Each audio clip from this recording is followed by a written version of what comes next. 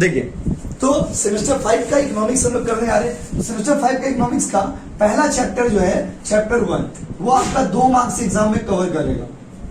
पहला चैप्टर सिर्फ 2 मार्क्स का है, बस ना। टोटल आपका 5 चैप्टर है सिलेबस में। पहला chapter, second chapter, third chapter, fourth chapter, fifth chapter, total 5 chapter आपके सिलेबस में है। पहला चैप्टर अभी आपको हम पढ़ा रहे, फिर सेकंड चैप्टर पढ़ाएंगे, उसको पढ़ाने में हमको मैक्सिमम 2 क्लास लगेगा। उसके बाद आपको थर्ड चैप्टर पढ़ाएंगे जो कि सॉरी फिफ्थ चैप्टर पढ़ाएंगे जो कि अभी पढ़ा रहे मेन बैच में, बस समझे ना। तो ज्यादा टाइम नहीं लगेगा पढ़ाई में, बस आपको भी साथ देना होगा, क्योंकि आपके पास लेट से एडमिशन हुआ तो आपको भी साथ देना होगा, बस समझे ना। तो बाबू आइए इधर देखिए, तो चैप्टर 1 2 मार्क्स, ये चैप्टर से ना 2 मार्क्स का एक क्वेश्चन वो लोग पूछते हैं। तो हम लोग का जो सब्जेक्ट है उसका नाम इकोनॉमिक्स नहीं है, उसका नाम है मैक्रो इकोनॉमिक्स। तो वो पहला सवाल क्वेश्चन यही है, what is macro economics. PDF में मेरा सारा है, आपको समझा रहा है, आप समझिएगा व्हाट इज मैक्रो इकोनॉमिक्स। तो बच्चों, मैक्रो इकोनॉमिक्स का मतलब होता है when you study about the behaviour of whole economy. जब आप पूरा कंट्री का बिहेवियर के बारे में पढ़ोगे, ये हो गया मैक्रो इकोनॉमिक्स। अब समझिए, जब एक इंडिविजुअल के बारे में पढ़ रहे तो माइक्रो इकोनॉमिक्स, जैसे परमजीत का डिमांड, जैसे सोनू का डिमांड, जैसे क्या नाम उनका, अमन का डिमांड, तो ये क्या हो गया, ये हो गया आपका माइक्रो इकोनॉमिक्स। जब हम लोग एक इंडिविजुअल के, इंडिविजुअल मतलब एक व्यक्ति के, व्यक्ति मतलब एक इंसान के व्यवहार के बारे में पढ़ते हैं, ये हो गया माइक्रो इकोनॉमिक्स। और जब पूरा कंट्री के बारे में पढ़ोगे, that is called macro economics. तो हमारा जो सब्जेक्ट है वो माइक्रो इकोनॉमिक्स नहीं है बाबू, वो हमारा क्या है, मैक्रो इकोनॉमिक्स। जल्दी बोले, माइक्रो है कि मैक्रो है, माइक्रो की मैक्रो। और यहाँ पर इंडिविजुअल के बारे में पढ़ेंगे ग्रुप, जैसे मेरा डिमांड इंडिविजुअल हो गया, मेरा सप्लाई इंडिविजुअल हो गया, मेरा कॉस्ट इंडिविजुअल हो गया। ऑल ओवर इंडिया का वजह, पेट्रोल का दाम घटा है, सुने होंगे आप लोग, पेट्रोल का दाम घटा है ना, सब नाटक है गवर्नमेंट का, बस में ना, petrol price has been reduced. तो जो भी 5 10 2 वो सब नाटक, इलेक्शन आ रहा है ना, इसलिए लोग का नाटक है। तो जो भी लोग प्राइस, पेट्रोल का प्राइस को घटा रहा, मानिए जो भी कर रहा है, तो ये जो पेट्रोल का प्राइस बढ़ा है, ये इंडिविजुअल है ना, जनरल है, जनरल है। वो सिर्फ मेरे लिए तो नहीं बोला कि गोविंद जी लीजिए आप पेट्रोल का दाम घटा दिया आपके लिए, पेट्रोल कम बढ़ा लीजिए, ये ज्यादा करके बढ़ा लीजिए।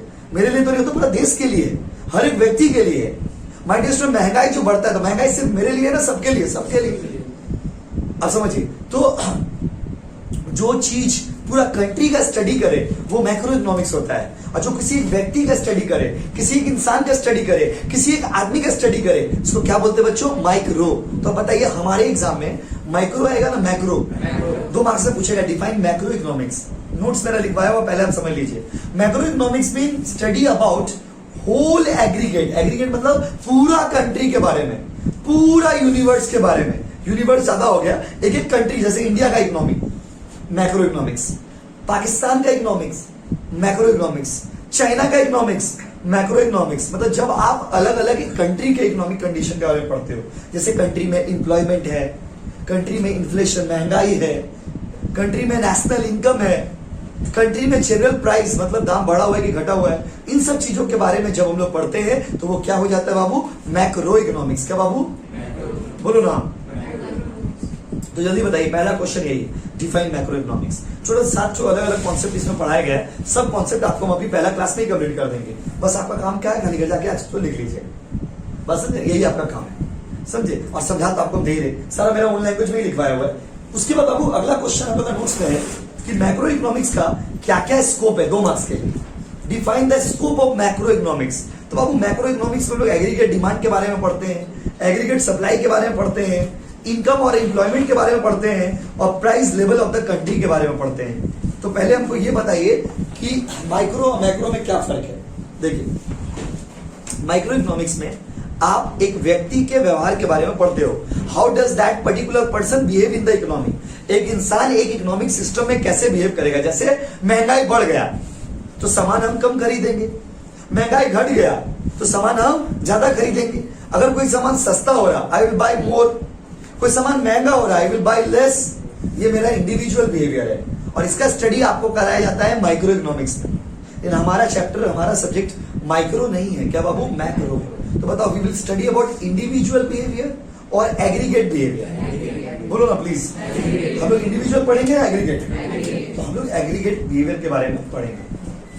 अच्छा, तो इसमें क्या क्या सब्जेक्ट में क्या क्या चीज के बारे में पढ़ेंगे, नेशनल इनकम, नेशनल एम्प्लॉयमेंट। वही एग्जांपल पूछेगा आपको, 2 मार्क्स में पूछेगा, explain the scope of macro economics. तो आप बोलेंगे aggregate demand, aggregate supply, income, national income, employment, inflation, ये सब चीज के बारे में हम लोग को इस सब्जेक्ट में पढ़ना है। यही सब्जेक्ट का स्कोप है। तीसरा नंबर क्वेश्चन हम लोग दिए हैं नोट्स में, difference between micro economics and macro economics. Micro economics में और मैक्रो इकोनॉमिक्स में क्या फर्क है? तो देखिए फर्क क्या है, वही सब बात जो आपको हमने समझाया है। पहला पॉइंट क्या लिखा हुआ देखिए, it deals with the individual behaviour of the economic system and it deals with the aggregate behaviour of the economic system. जो पूरा कंट्री के बारे में पढ़ोगे, पूरा देश के बारे में पढ़ोगे, मैक्रो इकोनॉमिक्स। राहुल के बारे में पढ़ोगे, परमजीत के बारे में पढ़ोगे, गीता के बारे में पढ़ोगे, पुष्पा के बारे में पढ़ोगे, माइक्रो इकोनॉमिक्स। क्लियर है बाबू? उसके बाद in the micro economics small part of whole economics considered. Micro economics में पूरा कंट्री का एक छोटा सा पार्ट के बारे में हम लोग पढ़ते हैं, और मैक्रो इकोनॉमिक्स में deals with the total part of the economy. यहां पे पूरा कंट्री के बारे में पढ़ते हैं। It studies the individual pricing. Micro economics में हम लोग एक प्रोडक्ट का प्राइस, एक कंपनी का प्राइस के बारे में पढ़ते हैं, और मैक्रो इकोनॉमिक्स में हम लोग पूरा कंट्री का प्राइस के बारे में पढ़ते हैं कि कंट्री में प्राइस कितना है, पूरा इंडस्ट्री का प्राइस के बारे में पढ़ते हैं। देखिए लिखा हुआ studies general pricing. I hope आप समझ गए होंगे। पहले मेरे सवालों का जवाब दीजिए, बताइए मैक्रो इकोनॉमिक्स और माइक्रो इकोनॉमिक्स में क्या फर्क है? तो बताइए, जब आप इंडिविजुअल के बारे में पढ़ेंगे तो उसको क्या बोलेंगे? पूरा कंट्री के बारे में। जब एक व्यक्ति के बारे में पढ़ेंगे तो माइक्रो। पूरा देश के बारे में। अच्छा, तो बताइए नेशनल इनकम माइक्रो इकोनॉमिक्स में आता है या मैक्रो? तो हमारा सिलेबस माइक्रो है ना मैक्रो है? क्लियर है? कुछ कुछ वर्ड ऐसे है ना जिसको डिफाइन करने के लिए आपसे एग्जाम में पूछेगा। कुछ कुछ वर्ड ऐसे है जो आपको एग्जाम में पूछेगा, खाली वर्ड दे देगा, डिफाइन इट या एक्सप्लेन इट। वो सब वर्ड आपको अभी पढ़ाने जा रहे हैं जो मैक्रो इकोनॉमिक्स का है। पहला वर्ड है बाबू economic and non economic goods. हम बोर्ड में लिखते हैं समझने के लिए, खाली नोट्स तो पूरा भेजा हुआ है आपको।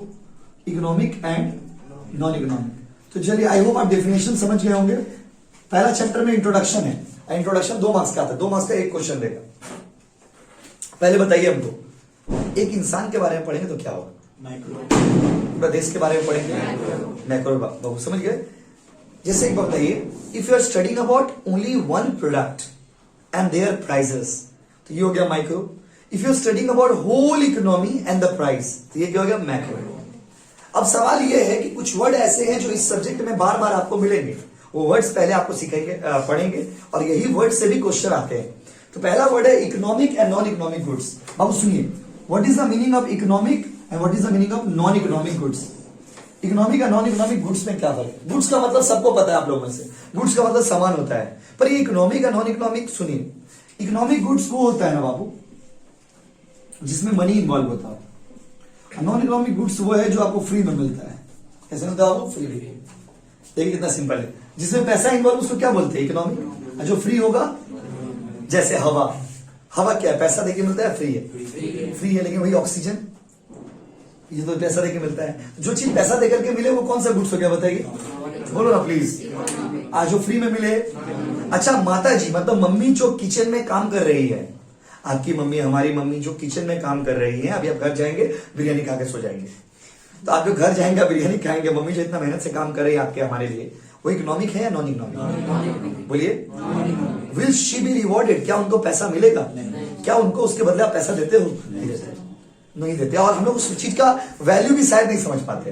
बस हमें हम लोग जिंदगी में क्या होता है, हम लोग उस चीज का वैल्यू भी नहीं समझ पाते कि मम्मी हम लोग के लिए कितना एफर्ट दे रही है, कितना जबरदस्त एफर्ट वो दे रही है, वो हम लोग समझ जाते हैं। जब आप उस लाइन में जाते हो ना, तब आपको पता चलता है। जैसे आप लोग में कुछ बच्चे, जैसे भी आप लोग में कुछ बच्चे जॉब वॉब कर रहे हैं, जब आप लोग स्टूडेंट होंगे, जब आप लोग बहुत छोटे होंगे, तो आप लोग को फर्क फील ही नहीं हुआ होगा कभी कि कितना टफ होता है लाइफ, जॉब लाइफ कितना टफ होता है। आप लोग कर रहे हैं कुछ, बहुत सारे बच्चे, तो आप लोगों को पता होगा कि जॉब लाइफ कितना डिफिकल्ट है।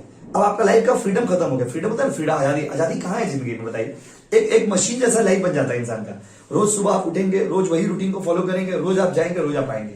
कभी ऐसा भी होता है कि कोई फेस्टिवल खत्म हुआ, आपको मन नहीं कर रहा जाने का ऑफिस, फिर भी जाना पड़ेगा। बेकार जाएंगे, पैसा काट लेगा फालतू का, रहने चल जाते हैं। तो ये सब जिंदगी में ना, वक्त के साथ, समय के साथ मेच्योरिटी भी आ जाता है, और चीजों को हम लोग सीख भी जाते हैं, और चीजों का अहमियत भी हम लोग ज्यादा समझने लग जाते हैं। तो यहाँ भी वही चीज है। तो मनी देखो, जिसमें मनी इन्वॉल्व होगा बाबू, उसको क्या बोलोगे बताओ? जो फ्री होगा, नॉन इकोनॉमिक गुड्स। अगर पानी आपको फ्री में मिल रहा तो क्या हो गया बताइए? अगर पैसा देके मिल रहा तो? अच्छा, दिल से सोच के बताइए, इंसान वैल्यू किसका करता है? इकोनॉमिक का या नॉन इकोनॉमिक?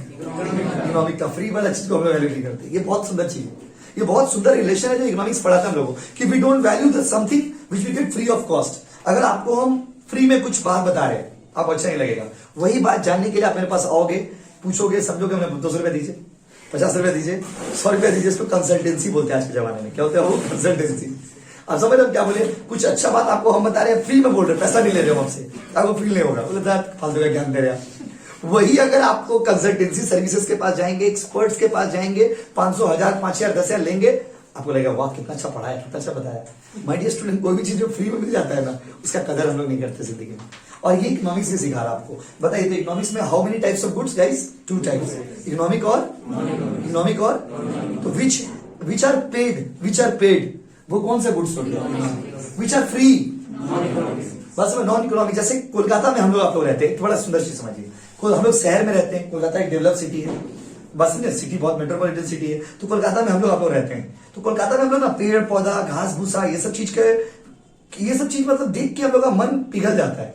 वही गांव में हम लोग जाते हैं, पूरे जंगल का बीच में वाली मेरा घर है, चारों तरफ जंगल है, उसका कोई कदर ही नहीं है, कोई कदर नहीं, कोई वैल्यू नहीं है। वही यहाँ पर आपको पता है, लोग जब पिकनिक जाते हैं शहर में, ऑफिस में जाएंगे, जॉब करेंगे, ऑफिस से पिकनिक लेके जाएगा, पिकनिक कहाँ लेके जाएगा? देखिए कोई साइड जगह है, वहां पे गाछ है, पेड़ पौधा है, वहां पे पिकनिक ले, और पिकनिक स्पॉट का चार्जेस 10,000 रुपया चार्ज देता है सिर्फ गाछ वृक्ष दिखाने का। वही गाछ जब गाँव जाते हैं तो कोई वैल्यू ही नहीं उसका, दूर गाँव जंगल में पापा घर बना के रखे हैं, कहाँ गाँव में घर बना के लिया आप। तो दैट्स द डिफरेंस है। तो देखिए इकोनॉमिक और नॉन इकोनॉमिक, आई होप आप समझ गए होंगे। जिसका पैसा मिलता देते हो उसको क्या बोलते हैं? जो फ्री में होता है। हम पढ़ देते हैं एक बार नोट्स में क्या लिखे हम लोग, देखिए। Non economic goods are those goods for which no payment is required and these are not included in the bracket with the price. ये नॉन इकोनॉमिक गुड्स वो है जिसके बदले आप प्राइस नहीं देते हो, जिसके बदले आप पैसा नहीं देते हो, पैसा देने का दरकार भी नहीं है, इसमें प्राइस का कोई जरूरत ही नहीं है। इकोनॉमिक गुड्स वो है जो फ्री में नहीं मिलता है और जिसके लिए हर एक आदमी को मनी वैल्यू देता है, जिसके लिए पैसा देते हो वो कौन सा गुड्स है बताइए? जो फ्री में मिल जाए। इकोनॉमिक्स नहीं है, इकोनॉमिक है, ठीक है? क्या वो? इकोनॉमिक। आप लोग इकोनॉमिक्स बोल रहे हो, ठीक है? समझ गया ना? दूसरा वर्ड क्या है बताइए बाबू जी, वर्ड क्या है बताइए बाबू? देखिए इंटरमीडिएट, प्लीज सुनिएगा, इंटरमीडिएट गुड्स। ये वर्ड आपको ना सम्स आगे जो टॉपिक पढ़ेंगे उसमें तो काम आएगा ही, एट द सेम टाइम ये जो वर्ड्स आपको हम लिखवाए हैं ये वर्ड आगे तो काम आएंगे ही, उसके साथ साथ ये वर्ड डिफाइन करने देता है। Define intermediate goods, 2 marks. तो बच्चों सुनिए, इंटरमीडिएट गुड्स सुन के लगता होगा बहुत अजीब चीज दे दिया भाई। अगर आप लोग का भाषा में इसको बोले तो सिंपल, रॉ मटेरियल। कोई भी चीज को बनाने के लिए जो चीज चाहिए होता है उसको इंटरमीडिएट गुड्स बोलते हैं। Generally people do not consume intermediate goods. लोग इंटरमीडिएट गुड्स को कंज्यूम नहीं करते हैं। कैसे? आपको एग्जांपल देते हैं। अच्छा आप बताइए, आप लोग कपड़ा पहनते हो या शर्ट पहनते हो? एक नॉर्मल क्वेश्चन है। लोग शर्ट पहनते हैं या कपड़ा पहनते हैं? शर्ट पहनते हैं। तो शर्ट बनता किससे? कपड़ा कौन सा गुड्स हो गया? इंटरमीडिएट। कपड़ा कौन सा गुड्स है बाबू? इंटरमीडिएट। और शर्ट क्या हो गया? Final product. क्या हो गया बाबू? Final product. इंटरमीडिएट गुड्स और फाइनल प्रोडक्ट में फर्क क्या है? Intermediate goods are a kind of raw material which are use for the further production. जो प्रोडक्शन के लिए यूज किया जाता है उसको इंटरमीडिएट गुड्स बोलते हैं, और जो सामान आपने बनाया है, जो आप यूज करते हो, उसको फाइनल प्रोडक्ट बोलते हैं। एग्जांपल आपको हम देते हैं। आप लोग आटा खाते हैं या पूरी खाते हैं? दिल से बताइए प्लीज। अगर हम गलत बोले बोले नहीं भैया, गलत बोले। आटा या पूरी? पूरी या आटा? आप लोग पूरी खाते हो या आटा खाते हो? पूरी खाते हो। पूरी बनता किससे? आटा से। तो आटा कौन सा गुड्स हो गया? इंटरमीडिएट। अब पूरी कौन सा गुड्स हो गया? फाइनल। कभी ऐसा हुआ जिंदगी में सोच कर मम्मी थोड़ा आटा लाइए, 1 किलो खाएंगे, अच्छा लगा, आटा आज आटा मंगाइए, आटा खाने का मन करो? कभी ऐसा नहीं होता है, क्योंकि आटा कौन सा गुड्स है बाबू? इंटरमीडिएट। अब पूरी कौन सा गुड्स? फाइनल। समझ लो बाबू, देखिए लिखा होगा उसमें, दोनों लिखा हुआ है, एक साथ पढ़ के सुनाते हैं। These are the goods which are used by the firm for the further processing and these are not in the usable state. क्या आप इसको यूज कर सकते हो? अच्छा आप बताइए, लकड़ी यूज, यहाँ पे लकड़ी लगाया गया, दरवाजा लगाया गया, दरवाजा बनता किससे? लकड़ी कौन सा गुड्स हो गया? इंटरमीडिएट। दरवाजा? बहुत बढ़िया है, एक बार में क्या कर लिए।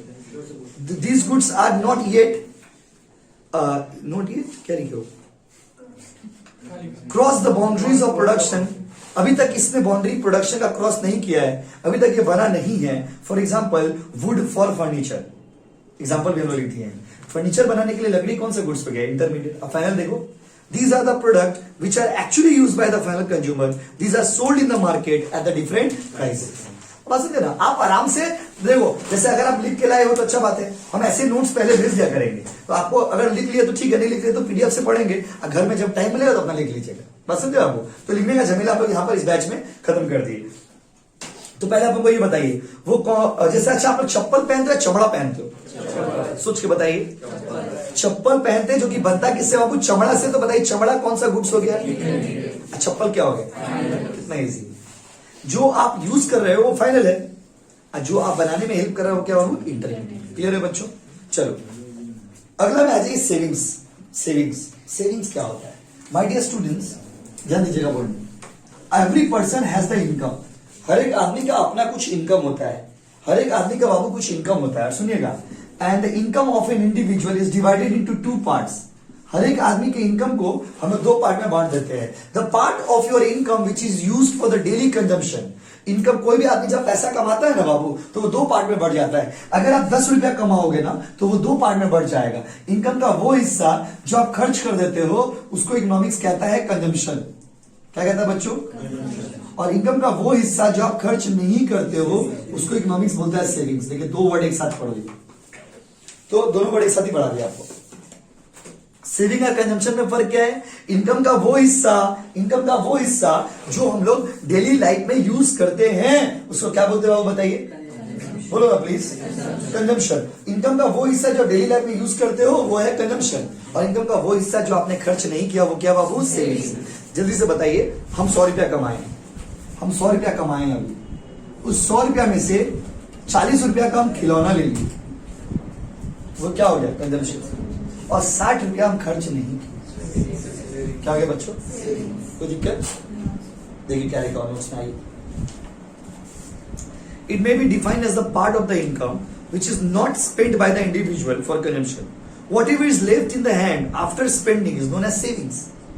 खर्चा करने का जो भी बच जाता है हाथ में, उसको क्या बोलते हैं बाबू? सेविंग्स। कितना सिंपल है। अगला है बाबू कंजम्पशन। क्या लिखा हुआ देखिए, it can be defined as the part of income which is used for daily spending. सुनो बाबू, थोड़ा इसके आगे समझाना पड़ेगा। कोई इंसान का अपना डे टू डे लाइफ के लिए, अपना डेली लाइफ के लिए आप जितना भी खर्च करते हो उस खर्च को क्या बोलते हैं? कंजम्पशन। आप पान खा लिए, आप बीड़ी पी लिए, आप सिगरेट पी लिए, आप ड्रेस खरीद लिए, आप चप्पल खरीद लिए, आप जूता खरीद लिए, अब गुटखा बंद हो रहा गुटखा बंद हो रहा, पता ही नहीं आपको? वेस्ट बंगाल गवर्नमेंट बैन्स गुटखा, याद रखिएगा। आप लोग सभी को देखो, आप अभी हर बैच में बता दे रही बात को, तो उसको रिकॉर्ड करके भी लगा दिया। तो गवर्नमेंट बंद कर रहा, कोई बात नहीं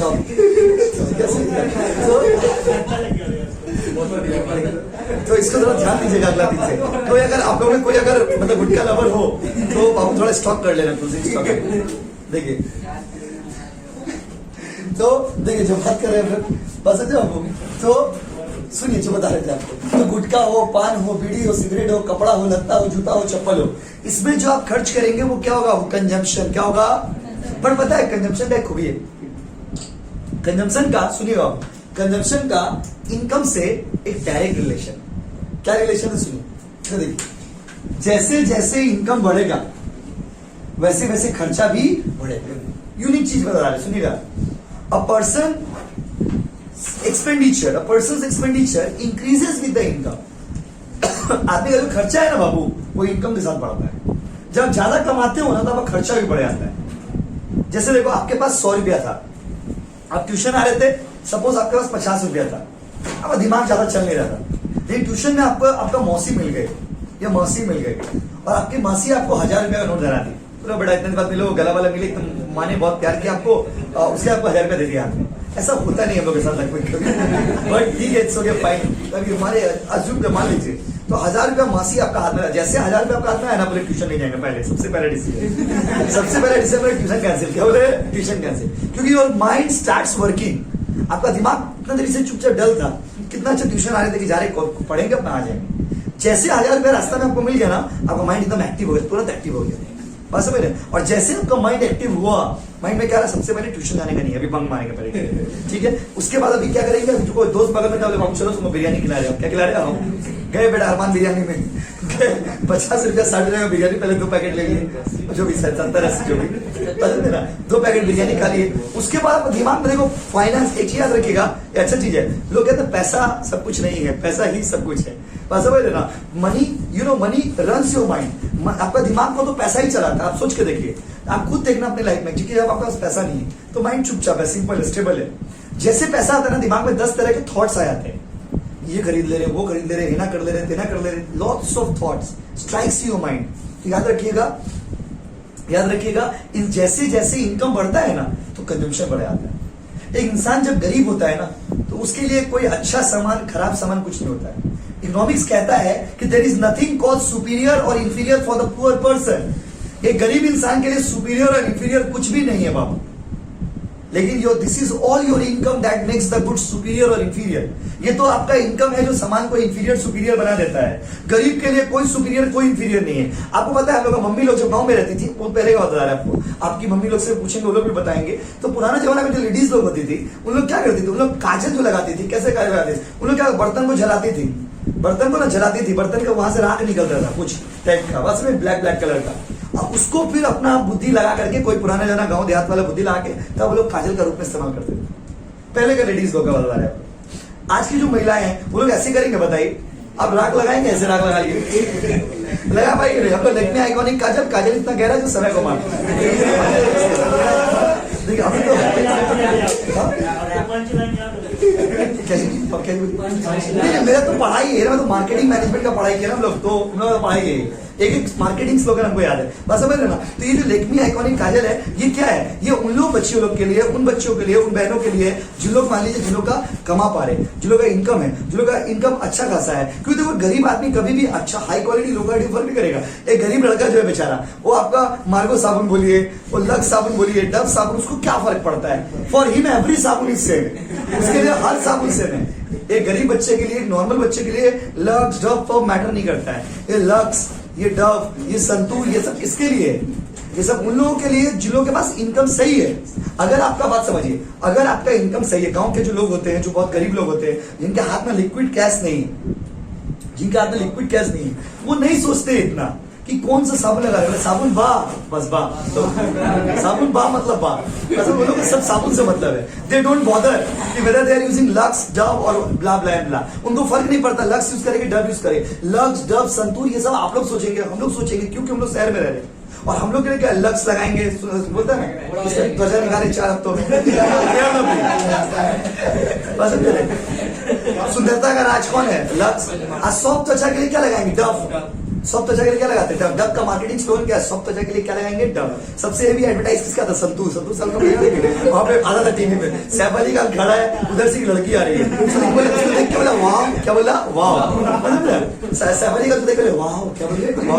तो फिर वो उधर से वो लड़की का ना एक बेटी आती है, बोलती मम्मा, तो फिर सैफ अली का बोलता मम्मा, क्या होता है मम्मा, और उसके बोलता है जब मम्मा, मतलब वो उसमें प्रेजेंटेशन, कंपनी जो है संतूर कंपनी, वो ये प्रेजेंट करने मांगता है कि अगर आप संतूर साबुन लगाएंगे तो आप बूढ़ा होने के बाद भी जवान लगेंगे। वो ऐसा क्लेम कर रहा था क्योंकि एक महिला है जिनका लड़की है, उसके बाद सैफ अली खान उनको देखता है, सैफ अली खान मंत्र मुग्ध हो जाता है देखकर, और देखने का बोलता है वाह, क्या बोलता है वाह।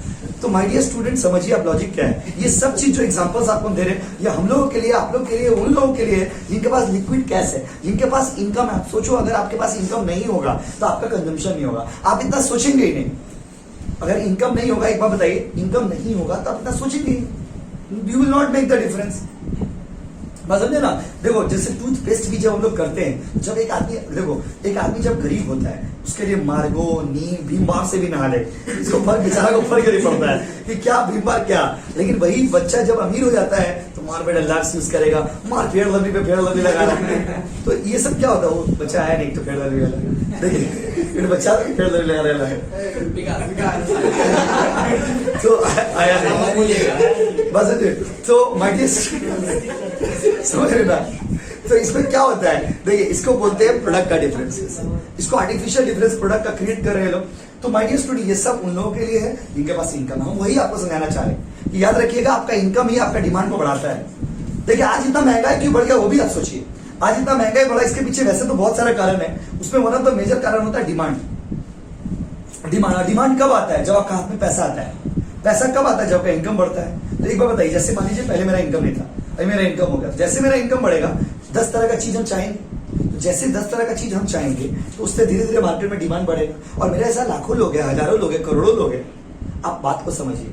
तो इनकम और कंजम्पशन का रिलेशन कैसा है? Higher the income higher the consumption. तो आपके मन में एक सवाल है कि भैया हायर कंजम्पशन मतलब कि जहां पे हम एक थाली खाते थे वहां पे 10 थाली खाएंगे क्या? नहीं, आप ये मत सोचिए। जहां हम एक थाली खाते थे वहां हम 10 नहीं खाएंगे, बट जहां पे हम 100 रुपये वाला सामान खाते थे वहां पे हम 1000 रुपये वाला सामान खाएंगे। ये भी तो इंक्रीजिंग कंजम्पशन हुआ ना।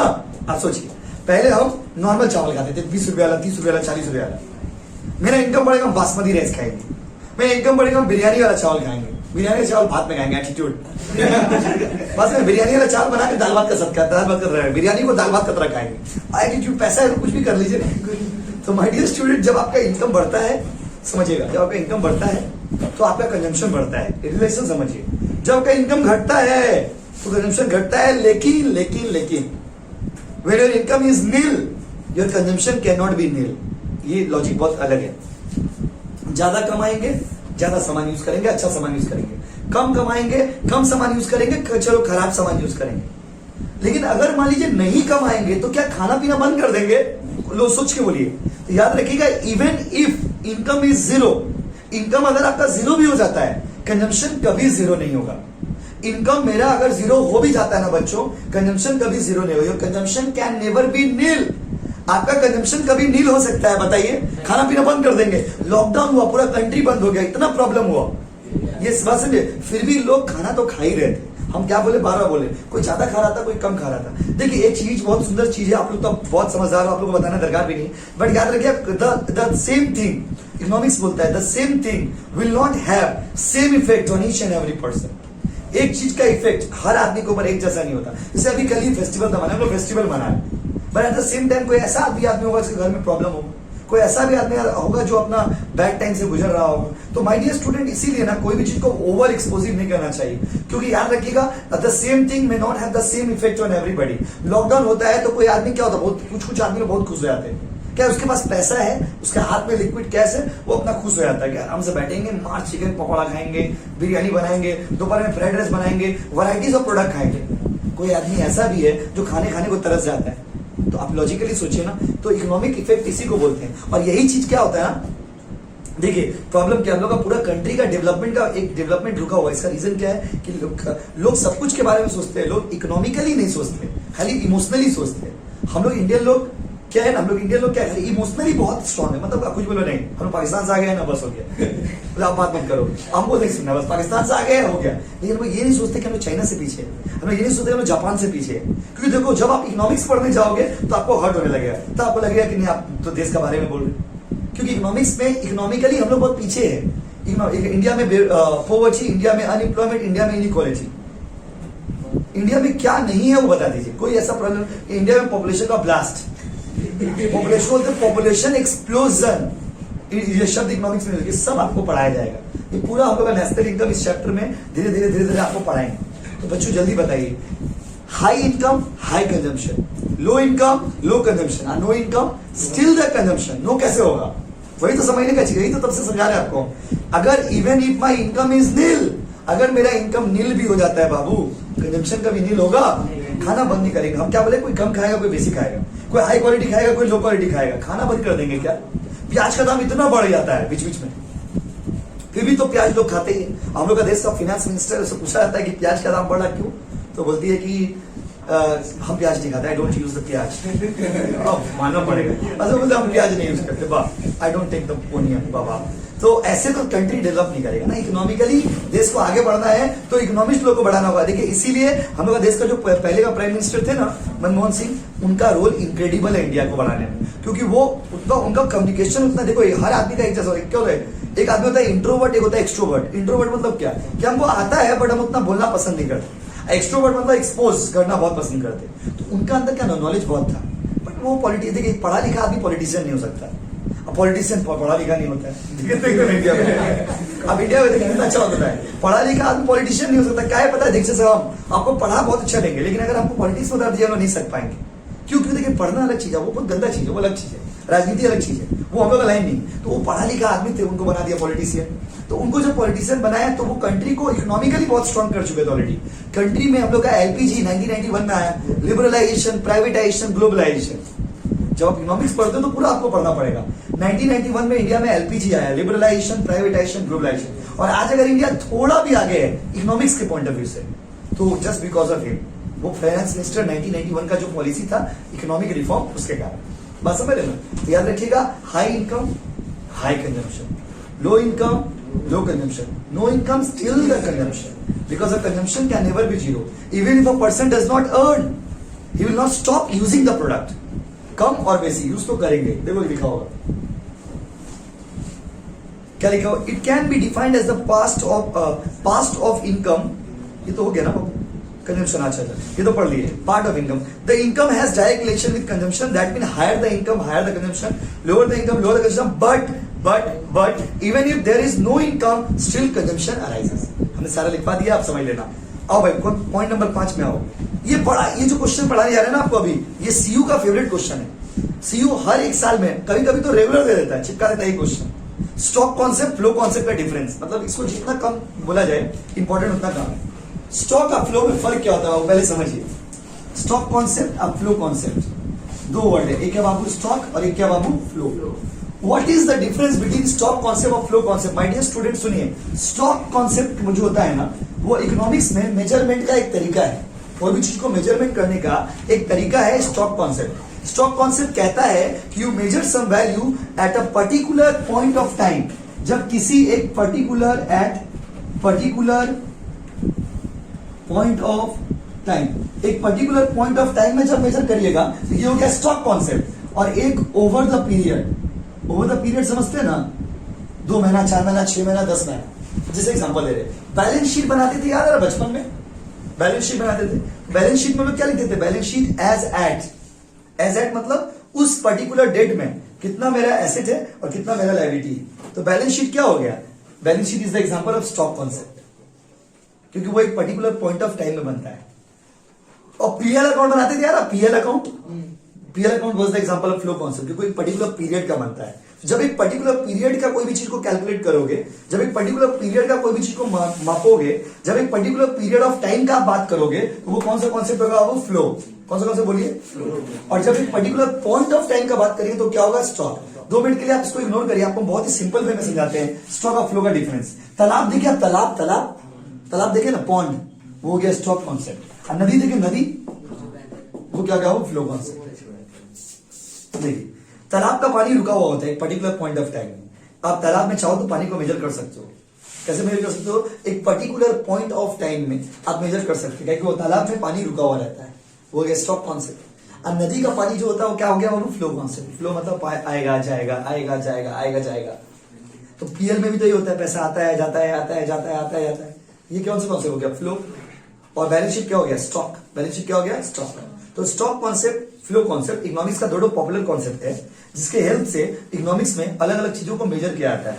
Stock concept helps to calculate anything at a particular point of time, but the flow concept helps to calculate anything over the period of time.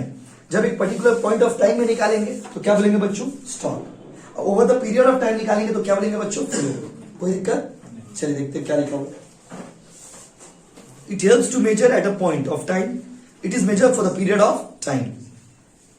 Stock indicate the point aspect. यहाँ पर point calculate static aspect. Static मतलब रुका हुआ. Static मतलब रुका हुआ. Static मतलब fixed. Static मतलब something that does not change. It indicate the dynamic concept. याद रखिएगा. Flow concept एक dynamic concept को represent करता है. तो नदी बोले तो आपको नदी में फ्लो होता है, और आपका जिंदगी भी कैसा होना चाहिए? हम लोग का जिंदगी भी होना चाहिए फ्लो कॉन्सेप्ट की तरह। बात समझे ना? क्योंकि देखिए मतलब लाइफ में आगे वही बढ़ता है जो खुद को बदलता है। जब वक्त के साथ, सिचुएशन के साथ, समय के साथ अपने आप को बदल लेंगे, मतलब आप बच जाएंगे। जो रुक गया वो मर गया। जैसे तालाब का पानी गंदा होता है क्योंकि वो रुका हुआ होता है, और नदी का पानी में फ्लो होता है इसलिए थोड़ा बहुत साफ सुथरा होता है। इंडिया में जाओ भी गंदा होता है लेकिन फिर भी थोड़ा बहुत फ्लो है, थोड़ा बहुत साफ सुथरा है। तालाब का पानी एकदम गंदा होता है बिकॉज वो स्टैटिक है, और नदी का पानी साफ सुथरा होता है क्योंकि उसमें क्या है वो फ्लो। तो स्टॉक कॉन्सेप्ट जो है पर्टिकुलर पॉइंट ऑफ टाइम में कैलकुलेट करते हैं, और फ्लो कॉन्सेप्ट जो है वो particular period of time. Period और पॉइंट में फर्क होता है। 4 महीना का, 6 महीना का, 8 महीना का, 10 महीना का फ्लो कॉन्सेप्ट। 31 तारीख को 12 तारीख को, 18 तारीख को, 15 तारीख को, ये क्या गया वो फ्लो कॉन्सेप्ट, मतलब सॉरी स्टॉक कॉन्सेप्ट। जब एक पर्टिकुलर पॉइंट ऑफ टाइम में कोई चीज निकालिएगा तो ये क्या हो गया स्टॉक, पर्टिकुलर पीरियड का निकालिएगा तो क्या हो गया, बोलो ना बाबू प्लीज। लास्ट देखो, stock has no time dimension, stock में कोई टाइम फाइम का झमेला नहीं है, और फ्लो में एक टाइम का झमेला है, 2 महीना, 4 महीना, 6 महीना, 9 महीना, 10 महीना। चलिए 2 क्वेश्चन और पढ़ेंगे, चैप्टर कंप्लीट जाएगा। है कैपिटल गुड्स, कैपिटल गुड्स किसे कहते हैं, और अगला है बाबू can final goods be regarded as the capital goods, बोला कैपिटल गुड्स क्या होता है, और बोला है क्या फाइनल गुड्स को कैपिटल गुड्स कह सकते हैं। देखिए और सुनिए कैपिटल गुड्स क्या होता है।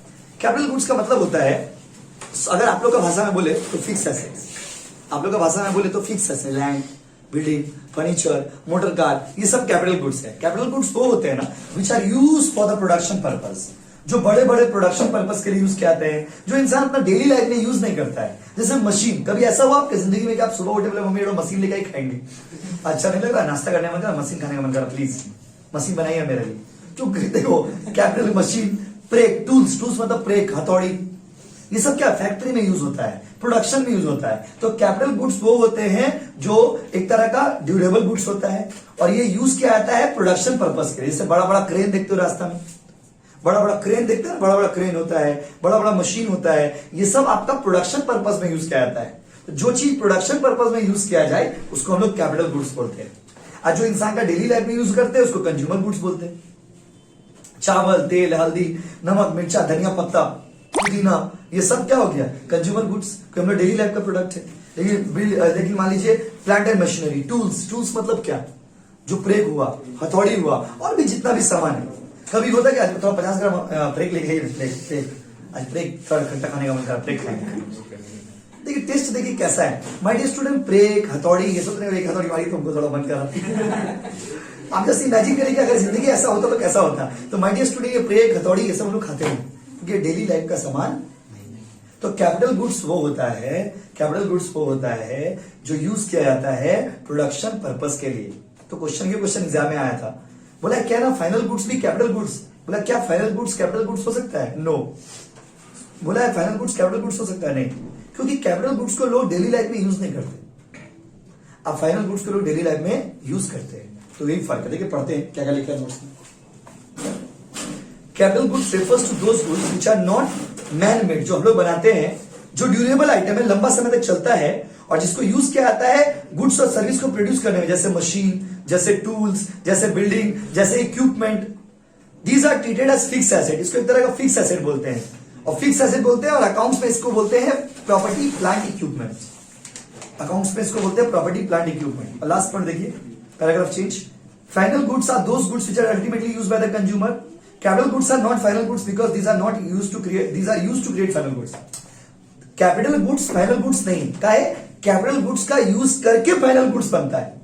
जैसे एग्जांपल दे रहे, पावरोटी फैक्ट्री में जाइए, पावरोटी बनाने का मशीन है, तो पावरोटी बनाने का मशीन जो है वो कैपिटल गुड्स है। अब पाव रोटी जो है, पाव वाला रोटी खाए हो ना आप लोग, तो पाव रोटी जो होता है वो कौन सा गुड्स हो गया, फाइनल गुड्स। तो बताइए आप पाव रोटी खाते हैं, पाव रोटी बनाने वाला मशीन खाते हैं, तो क्या कैपिटल गुड्स को, क्या कैपिटल गुड्स को, क्या मशीन को फाइनल गुड्स बोलना उचित रहेगा। एग्जाम में आया था 2019-20 का क्वेश्चन था कि कैपिटल गुड्स को फाइनल गुड्स बोल सकते हैं, नहीं बोल सकते। फाइनल गुड्स हम लोग डेली लाइफ में यूज करते हैं, capital goods are use to create final goods. Capital goods को यूज किया जाता है फाइनल गुड्स को बनाने में। चलिए इस चैप्टर का लास्ट कॉन्सेप्ट ग्रॉस इन्वेस्टमेंट और नेट इन्वेस्टमेंट। बच्चों जब भी कोई फिक्स एसेट में आप पैसा लगाओगे, ये हो गया ग्रॉस इन्वेस्टमेंट। हम एक तो 10 लाख का बिल्डिंग खरीद लिए, ग्रॉस इन्वेस्टमेंट। 50 लाख का कार खरीद लिए, ग्रॉस इन्वेस्टमेंट। 1 करोड़ का घर खरीद लिए, ग्रॉस इन्वेस्टमेंट। लेकिन उसमें डिप्रिसिएशन होता है, ऐसा नो? आपको पता होगा every fix asset is subject to depreciation.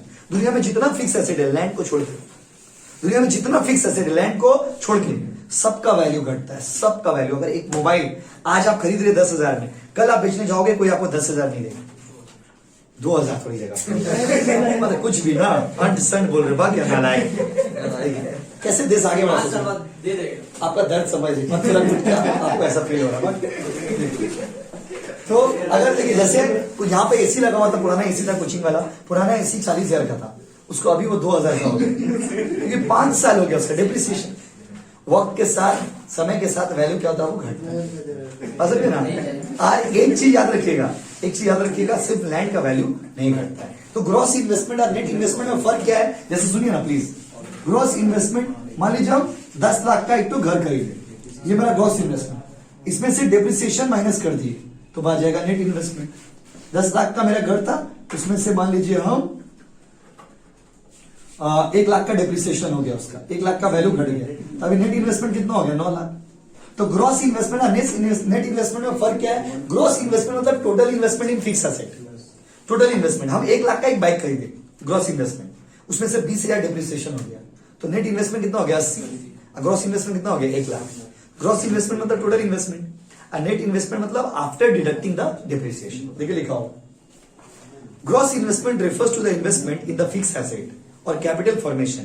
Gross investment is directly helpful in creating capital asset. Net investment is the value of investment after adjusting depreciation. Depreciation minus करने के बाद जो आता है उसको क्या बोलते हैं बाबू, नेट इन्वेस्टमेंट। कोई दिक्कत? तो हम एक बार पूछते हैं शॉर्ट में, आप लोग बताइए, फिर खर्च करेंगे हम लोग। देखिए बताइए, माइक्रो में हम लोग माइक्रो पढ़े या मैक्रो? सॉरी, यस, मैक्रो मतलब you are studying about individual और एग्रीगेट। वेरी गुड, इतना ही बताना था। और बताइए, वो कौन सा गुड्स है जो फ्री में मिलता है, इकोनॉमिक या नॉन इकोनॉमिक? जो पैसा देके मिलता है। Very good. और बताइए, वो कौन सा सामान है जो किसी और सामान को बनाने में यूज होता है, इंटरमीडिएट गुड्स। और बताइए, वो कौन सा गुड्स है जो हम लोग यूज करते हैं फाइनल गुड्स। अच्छा, इनकम का वो हिस्सा जो हमने खर्च कर दिया उसको क्या बोलते हैं, कंजम्पशन। जो खर्च नहीं किया, सेविंग्स। और बताइए, वो कौन सा कॉन्सेप्ट है जो एक पॉइंट ऑफ टाइम में कैलकुलेट करता है, स्टॉक। जो पूरा पीरियड का करता है। कौन सा कॉन्सेप्ट जो फिक्स है, स्टॉक, जिसमें फ्लो है, डायनामिक है, फ्लो कॉन्सेप्ट। और बताइए, क्या कैपिटल गुड्स फाइनल गुड्स होता है? क्योंकि capital goods are use to create the final goods. Capital goods को आप यूज करते हो फाइनल गुड्स को बनाने में। क्लियर है बच्चों? और लास्ट पॉइंट है आज का, जब हम जैसे मान लीजिए हम 1 लाख का एक साइकिल खरीदे, ग्रॉस इन्वेस्टमेंट, उसमें 20,000 मेरा डेप्रिसिएशन हो गया, तो नेट इन्वेस्टमेंट कितना हो गया, 80। क्लियर है बाबू? पहला चैप्टर कंप्लीट हो गया। Thank you everybody. अब लिख लेना प्लीज।